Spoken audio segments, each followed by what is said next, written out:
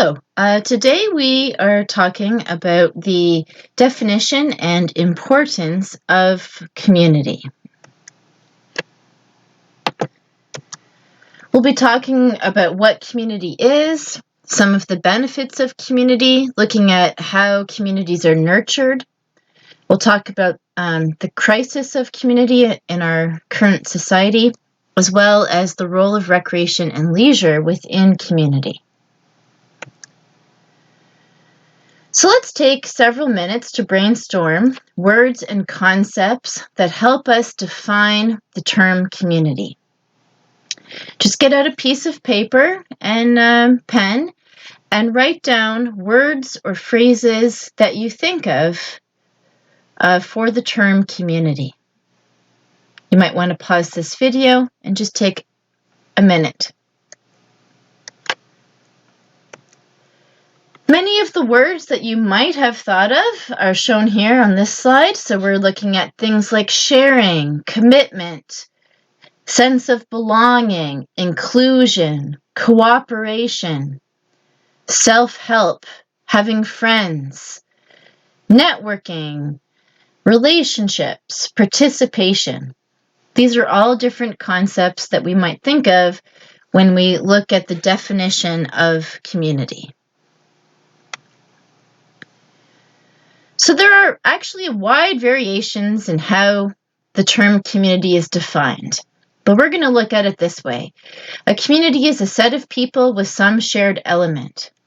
Whatever that shared element is can vary widely. It could be a geography or location, a situation, an interest, or it could be about values. But there's some shared element. So there's really 4 different ways of looking at community. Many of us often focus on community like as your neighborhood, but that's a limited view of what community is. So community can be a geographical concept, like a location. There's psychological sense. Community can be social network, and there's also the associational perspective. And I'm going to be speaking about each of these one at a time now. So community as a location or spatial or geographic concept obviously can range from it being micro to macro. So it could be at the micro level, it could be your neighborhood, like you live in Rabbit Town. It could be municipal, like living in St. John's or Kitchener or Mount Pearl. Provincial, Newfoundland and Labrador. National, obviously, would be Canadian. But in today's society, we also belong to the global community, which is also a term that we hear a lot. Community can also be psychological. So this involves concepts of attachment, support, commitment, and identification. So the psychological sense of community is the sense that one is a part of a readily available, mutually supportive network of relationships, where there is willingness to maintain this dependency by giving and doing for others what one is expected of them. So this is to say that it's about how, if you actually feel that you feel a part of a community, and there could be many different situations where someone doesn't really feel a strong sense of community among others, or maybe even the location where they live. Community can also be about social networks. So that's the number of people who exist in a person's life on an ongoing basis. And these people might provide information, resources, support, or friendship. They give the person a sense, these people, that things can be accomplished collectively rather than having to resort to professionals or institutions. Social networks are often with people from work, school, kinship, like your family, neighborhood, social clubs, associations, etc. And what's important here is that we often think like the bigger your network, the better. But the size of the network is less important than the quality of the relationships. We know that it is better, research shows that it is better to have, for example, 5 or 6 very strong people in your social network than, let's say, being on Facebook with thousands of friends who maybe aren't very strong relationships. And finally, community can be viewed from the associational perspective. So that's looking at participating with people and forming a community with people who have a common interest. Feelings of belonging and contributing are important features to the view of this definition. And this could be, any type of interest, really, or it could be a common experience. And community can also be defined even as the social places used by these interest groups, where people spend their leisure time or come together for an experience. For example, think of church. You have your church community. You often go to a physical location that's called a church, or it could be a community center or workplace. Often there can be a location, but not always, as we'll talk about in later in the term, which is when we're looking at virtual communities. So there's different commonalities with the different ways of defining or looking at community.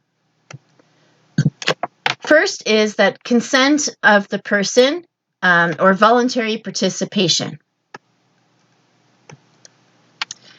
Interdependence is also important, with each group member needing the other person. Also, that people of all capabilities and vulnerabilities are contributing. There should also be fast and informal decision-making rather than bureaucratic red tape. So a really good community is more informal, and it's a bottom-up approach or a circle approach, all working together rather than top-down. Communities, obviously, there's a focus on caring for one another rather than using formal human services or, government services. There's often rights and obligations of citizenship to belong to these sorts of communities. Like there's social norms and, maybe rules or policies that need to be followed. And it's also about the strengthening of communal ties amongst the members. So, a lot of it is about, creating social connections and social participation and getting to know each other. There's also various functions of community. First, community is often about production, distribution, and consumption. So this is about meeting supply and demand for certain basic necessities like food, shelter, and clothing. And this is often, for example, communities often come together during times of crisis to provide food and clothing when government services are not able to be as fast and respond as quickly because they're often a little bit more bureaucratic. Communities also provide socialization.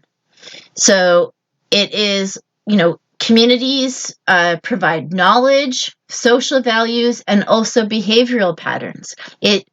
Communities help us to be socialized. Depending on what community you've been grown up in and the different communities you've belonged to, you are socialized differently.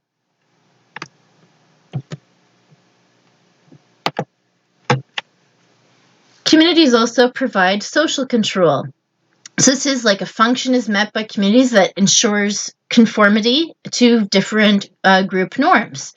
It is through communities that we learn what is acceptable within that particular community of how to behave, act, and what to say. Communities obviously provide social participation, which hopefully you can see the connection then with recreation and leisure there. So by providing opportunities for members to interact with each other and participate in cooperative activities. And communities also provide mutual support. So it provides a bridge between, individuals and families and bureaucratized services or, government services by providing informal opportunities for mutual support. And this can be, care for the sick, childcare, help in times of crisis. And I'm sure that many of us have witnessed or maybe been received some of this form of mutual support recently, from our communities. So think about these functions of community. Which of these are most important to you? How can you nurture these functions of community in the communities you currently live, that you belong to, that you learn from, or you earn in?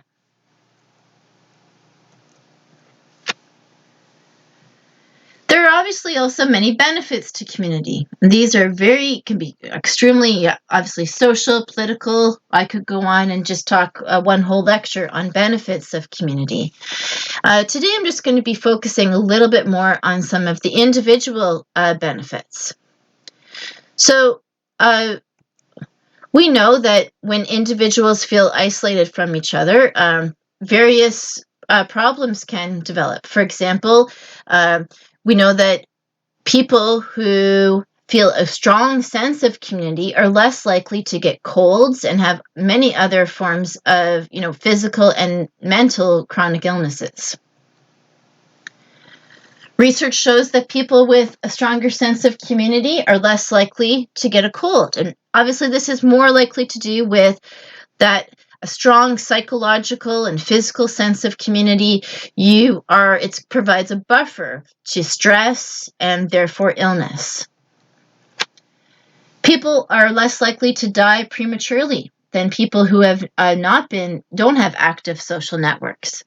And this relates to, for example, in 2515, Social Psychology of Leisure, I talk about how we know, for example, that when studies showed that when infant monkeys were removed from, they were isolated and not with their family or their peers, that it was, their health went down so poorly that they died. So socialization is a human need. And we also know that the stronger your feeling of sense of community, the more empowerment you feel, self-esteem, self-determination. There are many different factors that can weaken and strengthen community. I'm going to be going through first various factors that weaken community. So we know that lack of a sense of collective history can weaken community. It makes us feel disconnected. Think of the strong sense of collective history, for example, among Newfoundlanders. It's very evident when you're in Newfoundland that there's a very strong sense of a shared history. And this can occur at the neighborhood as well. For example, here I have a picture of Georgetown, which is, 400 years old or something. That neighborhood or that place has a much more of a sense of collective history than, for example, a new suburb community, near Kelsey Drive or something like that. There isn't a history for people to think about and understand and share with each other. Stigma can also weaken community. And this could be like stigma that there's from high illness or crime or addictions, and it might not even be real. And this type of stigma then can make people feel ashamed or feel fearful or unwilling to make a long-term commitment to that neighborhood or that area. And here I have a couple of examples. For example, when I first moved here to St. John's, I found that people, I was told quite often, not to look at houses or go over to the south side, like into Shea Heights in that area. I was lucky when I actually went to the Shea Heights Medical Clinic when I was pregnant for medical care there. And when I looked around, I thought, oh, I'm not exactly sure why there's such a stigma. It seemed like a vibrant and wonderful community. And actually on D2L, I have posted for you an article I found on people trying to change the image of Shea Heights. And there's also a little video that goes with it. It's quite well done. It's on the website. Again, that's on D2L. Or another example, when I lived in Athens, Georgia, there was a Black community. And it was called the Iron Triangle, I guess to basically state, trying to say that it was full of crime and drugs and that sort of thing. And I remember I had a friend, so I never went there. And then a friend bought a house there, and I went, and again, I was wondering, why did I never come here before? Again, I got caught up about the stigma. So stigmas in communities can really impact people negatively. High mobility can also affect sense of community. So this is when the rate of movement is unacceptably high. It can really affect the quality of life of residents. And we can see here from this diagram, hopefully you might be able to see it. I apologize if there's anyone who is colorblind. But here is looking at different movement across Canada. The darker reds indicate places that lost residents, where green means gain. So in this example, you can see that, Northwest Territories lost the most, but then we're looking at Newfoundland and Manitoba and other areas. Obviously, Alberta is the one that has gained.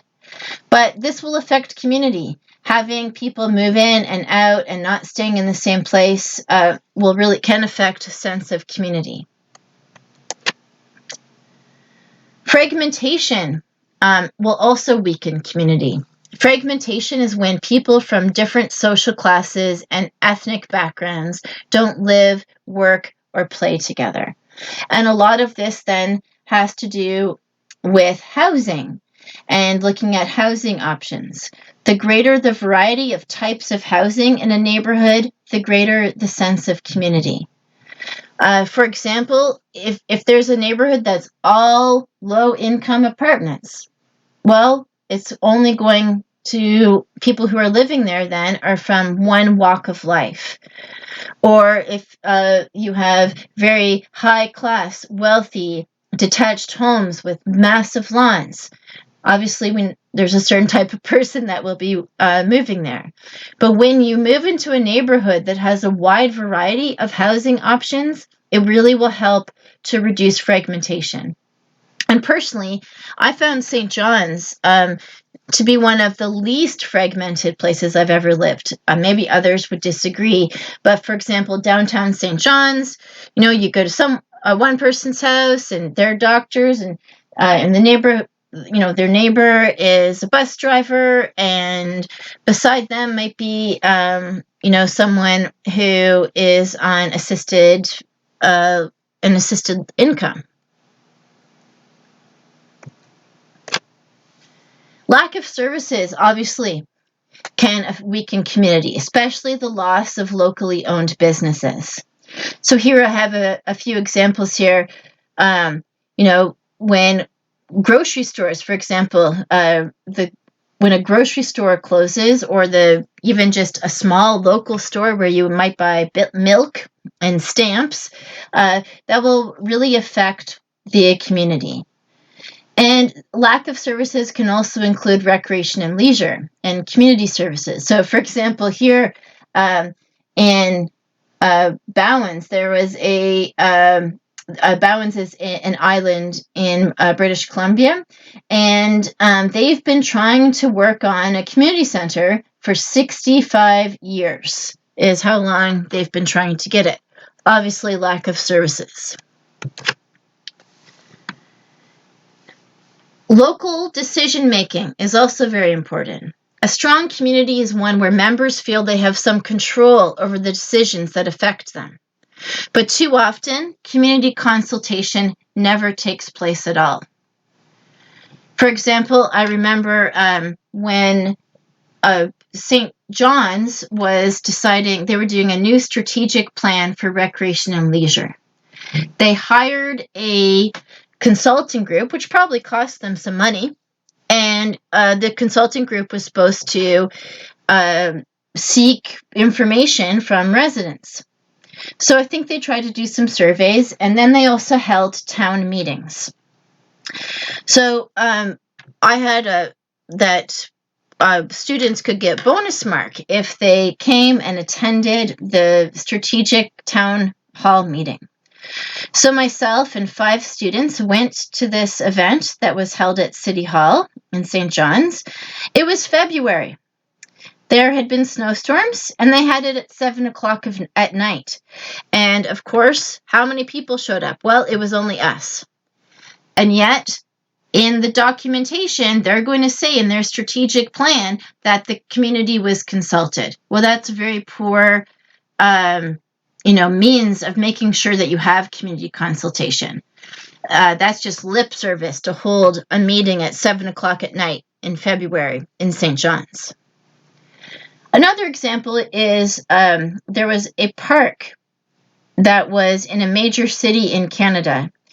And every time the park planted new trees, teenagers would come and vandalize them.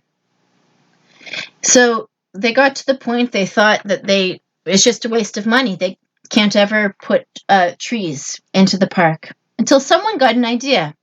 What if we ask the teenagers to help us? So they sought consultation from teenagers who lived around the park. The teenagers chose the sites. The teenagers chose where they plant the trees and maybe also helped. And of course, they never had vandalism again. Why? Because the teenagers felt a sense of ownership about that tree and had a sense of place. So when you involve people in decision making, a lot of problems can be prevented. Physical boundaries can really affect a sense of community. So the key physical boundaries can be like key elements in delineating neighborhoods. It's often used in planning, and these are significant physical features. They could be both natural and man-made. It could be like rivers, extreme topography, maybe different types of land use, railroads, or major highways. So neighborhoods are often identified by these sorts of geographic areas, and then often have kind of natural boundaries. So you can see on the left there, obviously that community lacks physical boundaries. There would be it'd be very difficult to say, what type, where you lived in that community. It just seems like a big jumbled mess. Physical boundaries, though, can also act as barriers. For example, this is a picture of a town in Germany. And previously, what happened was this bridge was really a barrier. People were scared to walk around under the bridge. So no one would actually go into that community. There was kind of a lack of back and forth. It was kind of viewed as scary or not inviting. So the community then worked on getting a grant. Anyway, long story short, they had an artist come and put a design in, and they created this Lego bridge that is all done in paint. So to make it look like a Lego. Now this is a tourist attraction. Everyone's coming to see the bridge. Everyone's going into this community. And it literally took a few $1,000s of paint to solve a very large problem that they were having. So we can design communities then that encourage or discourage interaction with neighbors. Active, voluntary, and civic organizations are obviously very important. When I first, during my interview at Memorial, one of the first things I did was look on the internet, look in the yellow pages, look for the voluntary organizations, civic organizations, recreation organizations. because that would show me that it was a healthy community. So these could be, various associations, societies, foundations, community leagues, social, recreation, and political events. And these are all then very important to the sense of community within that area. And pardon me, I'm now speaking about factors that strengthen community. Another factor that strengthens community is identity. So this is evidence of a collective pride. This could be recorded history. It could be an example. If a community seems to have lack of sense of history, a great place to start is to have elders in the community to start recording and writing stories that explain that history. Having logos, sports teams, for example, local newspapers and newsletters, radio, television. In Newfoundland, for example, local radio is very important, and this is actually a very common thing that happens in islands. Islands typically have, a big local radio station, and there's a lot of phone-in. And when I first moved, for example, to St. John's, I'm more of a CBC type of listener, but I certainly made sure that I looked at VOCM, for example, because that's where you learn the most about culture and what is going on in the community.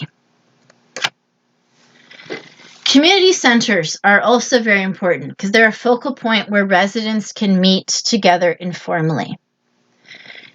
In history, churches were the very first community centers. That is the place. Churches wasn't just for worship. They were the place for village meetings, town hall meetings, for social gatherings like meals and potlucks and all that. The church was the community center, and you will still find that in many rural areas that maybe don't have a formal community center. And if you look at in St. John's, for example, there's actually a very strong network of community centers around the city. Some areas maybe could be better. Like Airport Heights, for example, really lacks a community center. Another factor that strengthens community is a common need or enemy. People collaborate with one another when they are confronting the same issue. So, for example, the Coalition of Persons with Disabilities, that's a common need. Everyone is having disability, and they're also coming together to create friendships, but also to advocate for themselves. Same with St. John's Pride. It could also be a common need that's a real need, like, food and shelter. And here I'm thinking of what happened in 2020 in the winter, the Newfoundland blizzard. And here I encourage you, if you haven't already seen it, to look at Mark Critch's video. You can find it on The National on CBC. And it's just a great clip showing how the Newfoundland blizzard was okay because everyone in Newfoundland comes together during times of crisis. Same with Hurricane Igor. I cried when I watched that clip. I'm not sure why, but I just found it so touching. And also think of, an enemy doesn't have to be a real, in a war. It can be, even in sports. For example, in Canada, the thing that totally unites us all is sports, especially when we're playing the U.S. So, everyone becomes very Canadian then. So, think another example would be at Memorial. Someone once asked me, they felt that Memorial could have greater school spirit. Well, I said it won't really happen because we don't have a common enemy. When where I went to school in Kitchener-Waterloo, we had the University of Waterloo, and we also had Laurier University. So everyone always wore their school colors and logos, when you were socializing because you were proud to be on your side. Whereas in Newfoundland, there's one university, so there isn't quite as much of a rivalry. And that can be a friendly thing, but even it can help to create community. A good transportation system is obviously important. So it has to be a good system outside of neighborhoods, includes roads, public transport, sidewalks, bike paths, safe roads, and that can all have a major impact on communities. And we know, for example, that in St. John's, that is a real problem, and in Newfoundland. It's very car-centric focus, and it can be difficult for people to get around. Only recently have we even had some accessible transportation, for example, for people with disabilities. These systems, also in this course, we're not just focusing on social, but also on the environment. And in our current environmental crisis, obviously, a good transportation system should be sustainable for the environment and healthy for people. And often, what is good for health and for the environment also will increase community capacity. There are many factors factor that strengthens community is balanced land use plans. So strong communities have adequate parkland, they have accessible services, they have affordable housing and a variety of housing types, as I said. For example, apartments, subsidized housing, row houses, townhouses, detached. It will also have a strong economic base and also land use plans.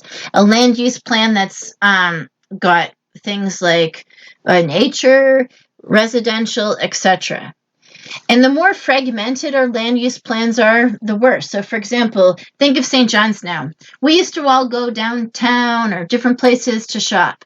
Now we're all going to Kelsey Drive or Scavenger Drive. I call it Scavenger Drive. I know it's Stavanger, but everyone's there to be a scavenger and get the sales. So that's what I call it. So we're going outside of even our neighborhoods to purchase products and mostly to stores that are not locally owned or Canadian, and we're not really supporting our local businesses that way.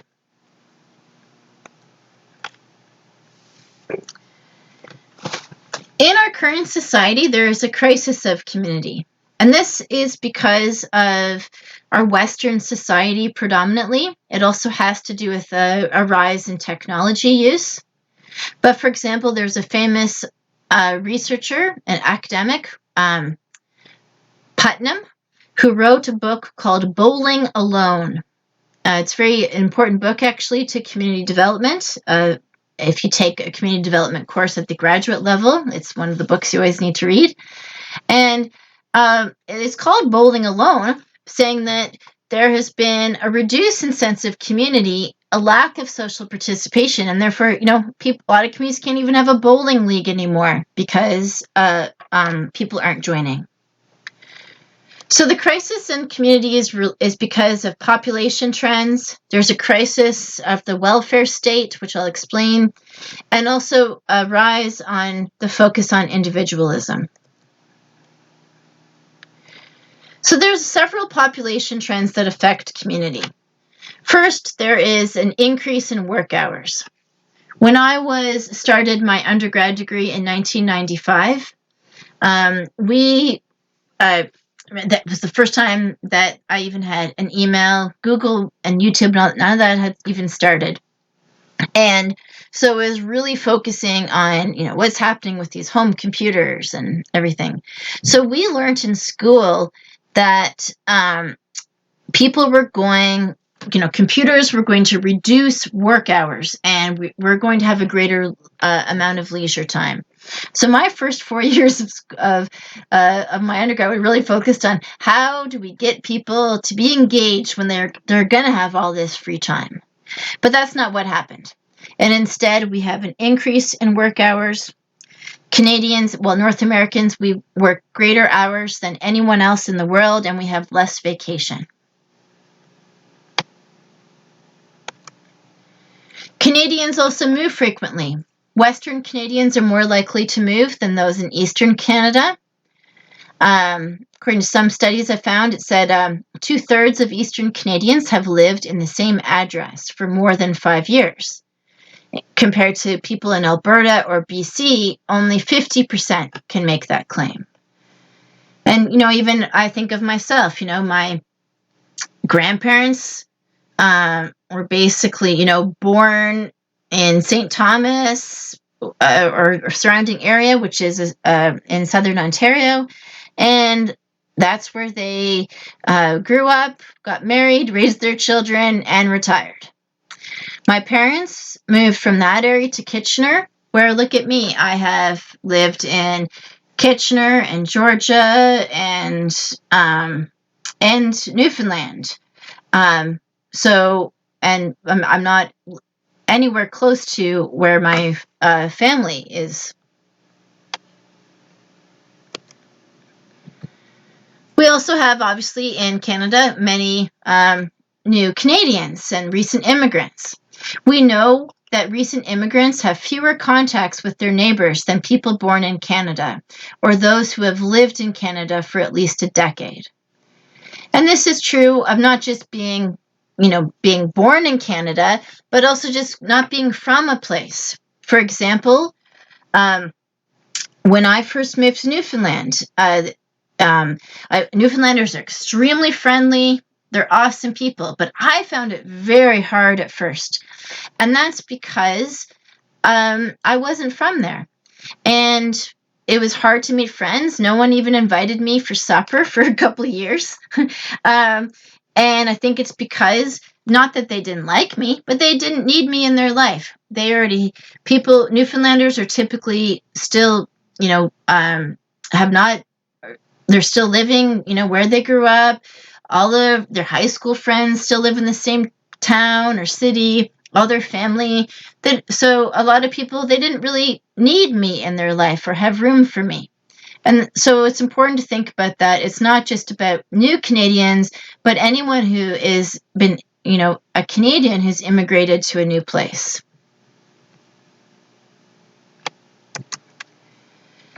It's also about how connected we are to our neighbors. For example, people in Atlantic provinces talk to their neighbors more often than do people living in other parts of the country. For example, a study found that 90% of Newfoundlanders report some level of contact with their neighbors, in comparison to Quebecers who reported that speaking to neighbors much less often. Family type, or what your household is, can also affect things. For example, two-parent families with children at home, or even just a two-couple family, have higher rates of interaction with their neighbors compared to people who are living alone or single. And I certainly found that. I certainly knew quite a few of my neighbors in St. John's before I had children. But once I had children, it really opened up, and you kind of get to know everyone because they get to know your kids. And your age is also a factor. Obviously, not surprisingly, people in their 20s compared to people in their 60s have less to do with neighbors. And finally, rural residents are obviously more likely than urban to be neighborly. And I also think that has to do with the size. So, for example, coming from Kitchener, Waterloo, which, didn't used to be, but it's probably close to 500,000 people.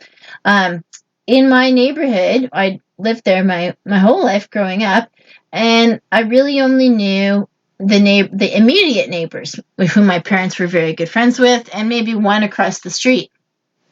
Where in contrast, when I moved to St. John's, I really got to know those neighbors far more than I did in my 20 plus years of growing up on that street.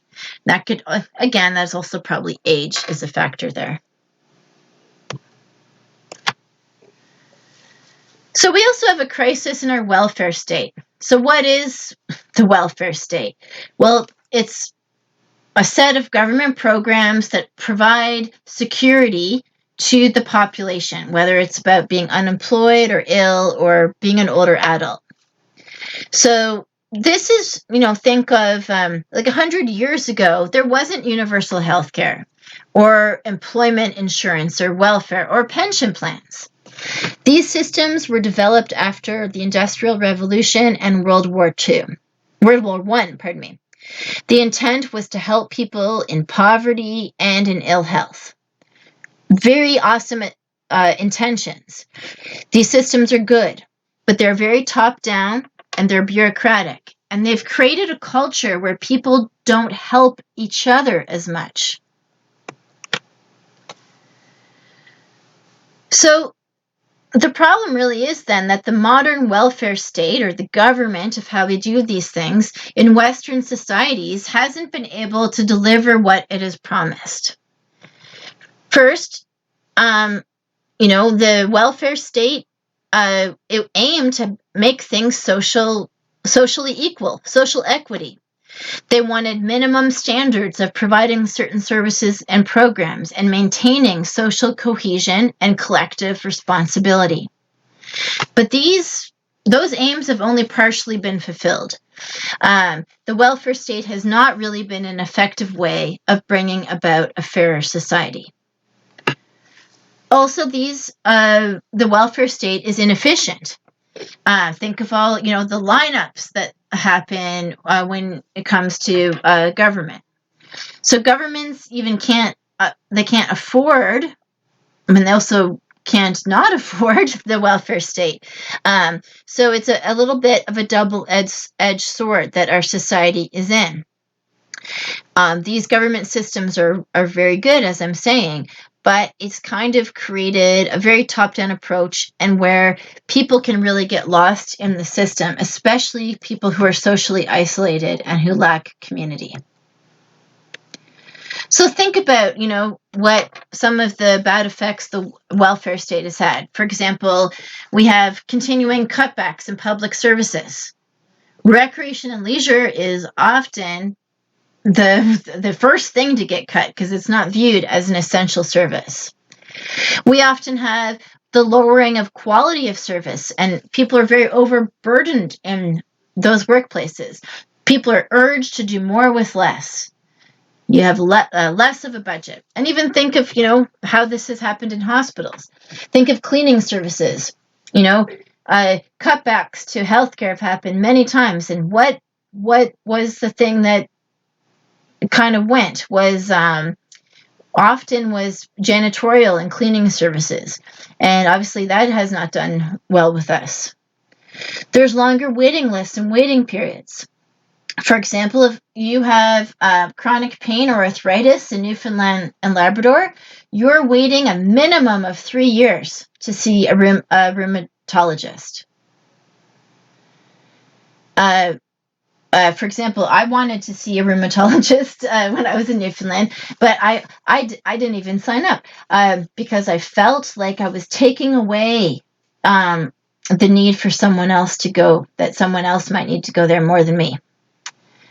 Often we have lack of access to healthcare, except those who can afford private insurance. We know we do have universal healthcare, but there's still a differentiation between those with money and those without.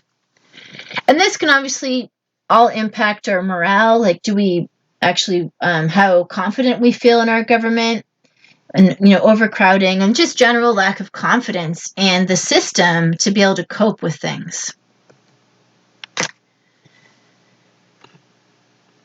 The erosion of community and the increasing concentration on global economic power in the hands of few has really been encouraged by individualism, especially in Western societies. In Western society, value is placed on the individual and the individual achievement.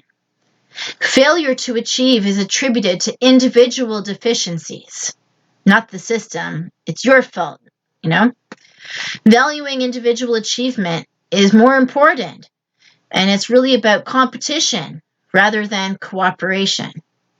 So we know that competition really weakens social ties as it tends to exclude others. So what is going on here? Well, the missing ingredient then is social capital, the promise of community. Sense of community capacity can reduce people's feelings of loss of community and loss of identity. And we'll be speaking more about what social capital is. Social capital is really the glue that holds society together. It's human relationships. It's people doing things for each other out of a sense of social obligation and reciprocity. It's about social solidarity and community. So as you can see from these definitions, social capital is about the degree to which community or the society collaborates and cooperates. It can be your networks. It's about shared trust, norms, and values. And this is obviously all to have mutual benefits. Social capital is the network that you have between people.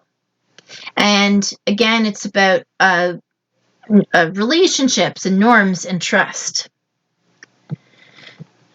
So people have argued that social capital in modern Western society is eroding because, again, on the focus of economy and the focus on individual achievement.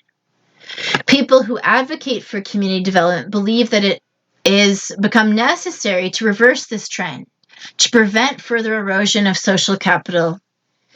And we need to be investing then in programs that are aimed at building social capital throughout our society in order to increase the capacity of our communities.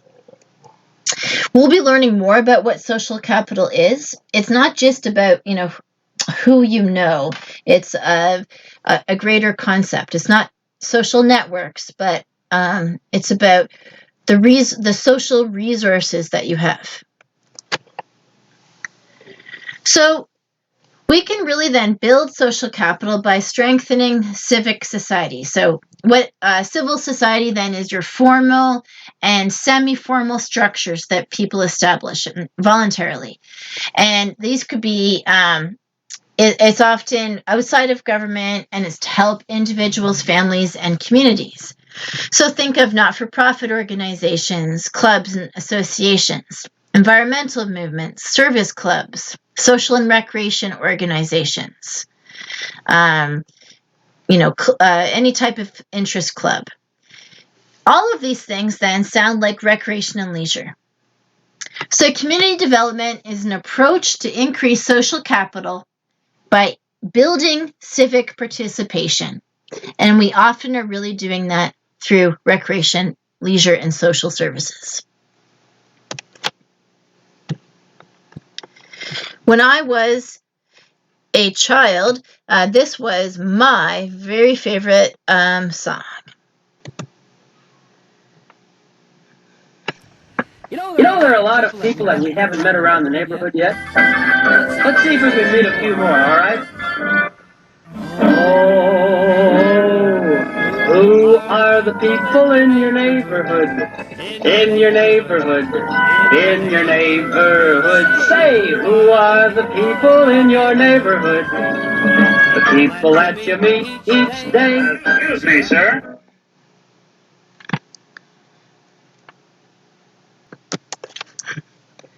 So yes, great song from Sesame Street. So here, who are the people in your neighborhood?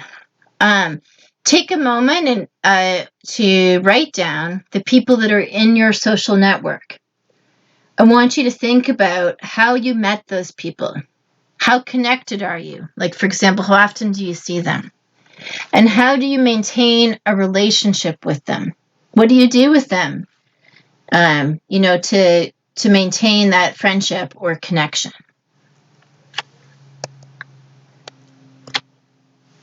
I'm going to use myself as a small example here. So how I met my friends in St. John's. Well, I came here being married, so I had my husband. How did I meet him? Well, it was in a recreation and leisure activity when I was in my undergrad, a music club. How do I maintain my relationship with them? Again, mostly through recreation and leisure, gardening and hiking. We like to play board games and cooking. We used to like to travel. I then met my friend, Nicole. And how did I meet her? Well, there used to be a store on Duckworth. It was with a hempware. I think it was called the Bead Addict. Anyway, I was going there to buy beads, which is a hobby of mine. And I met her. How do we hang out still? Well, we potlucks a lot, and we really like playing a board game, Catan. I am the queen of Catan of St. John's. I also met my friend Emily. Well, how did I meet her? It was, again, from going to events around town and specifically volunteering with a group and gardening. And we maintain our friendship from going to different events, community events, and now with children as well. And my friend Jeanette, I met her at work. Was not in a recreation and leisure, but obviously, how do we maintain our friendship? Well, it's not by seeing each other all the time at work, going for coffee and drinks, restaurants, having a laugh. So you'll see that in this example, most of the ways I met people and maintain my relationships is really all recreation and leisure and social engagement. So in recreation and leisure, people can discover that they can contribute to a greater community. People find out that they have gifts and talents that other people enjoy, like playing the guitar or organizing a party or special event or making people feel welcome or make them laugh, or that you can teach things.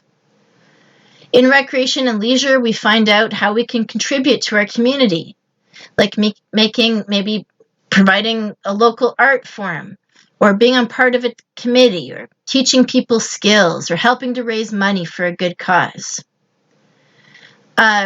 We often, in recreation and leisure, that's where you learn things. Like, when, for example, my husband belonged to Halliday Lanes bowling leagues, and we'd find out everything from there. My husband would go, what plumber should I use? What optometrist? Where do you go salmon fishing?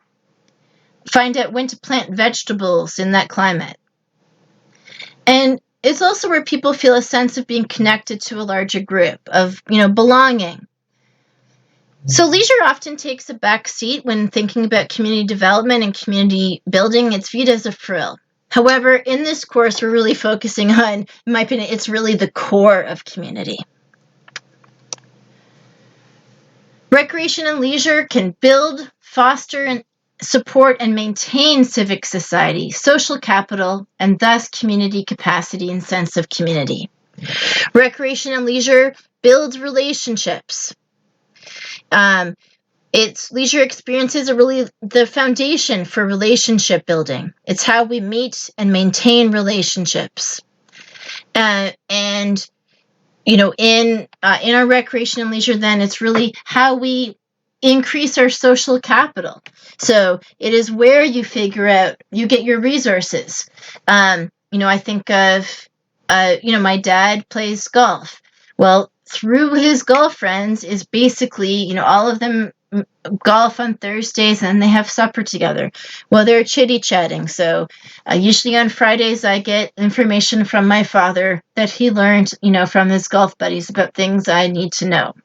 Again, it's that social capital happening during a recreation and leisure activity. So hopefully now you can understand a little bit more about the importance of community and what community is. I've just introduced some of the broader terms for this course for you, and you'll find that we'll continue to learn and explore and think about what all of these different terms mean.